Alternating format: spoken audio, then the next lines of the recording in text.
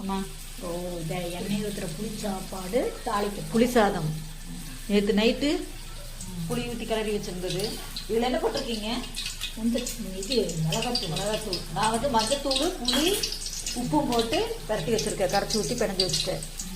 இப்போ நீங்கள் அதில் மிளகாத்தூளை போட்டு வச்சுருக்கீங்க. சரி, தாளிச்சிடலாமா? காரம் என்ன போதுமா?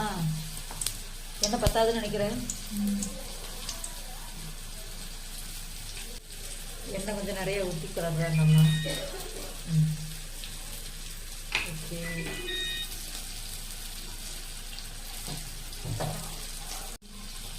இப்போ கடுகு போட போகிறாங்க.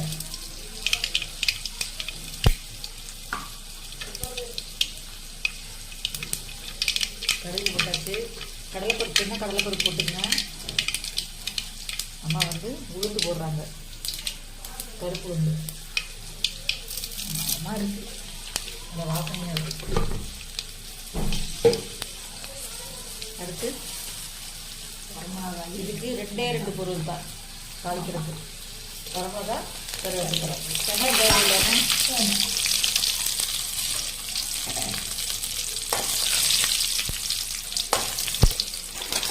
அடுத்தது அவ்வளோதான். இது ஈஸியான மெத்தடு. சரி, தேவையான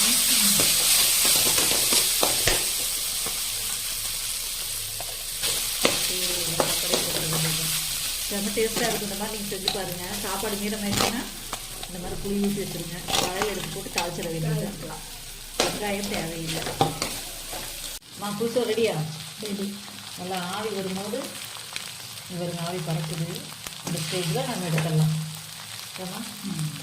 அவ்வளோதான். புளி சாதம் நமக்கு ரெடி ஆகும். இப்படிதான் செய்யணும். பழைய சோறு மீறமாயிடுச்சுன்னா இந்த மாதிரி செஞ்சுருங்க. கூட சாப்பிட்டோம்னா டேஸ்ட்டாக இருக்கும். ஒரு அப்புறம் கூட செஞ்சு சாப்பிடுங்க, நல்லாயிருக்கும். ஓகே ஃப்ரெண்ட்ஸ், பாய். பாய்.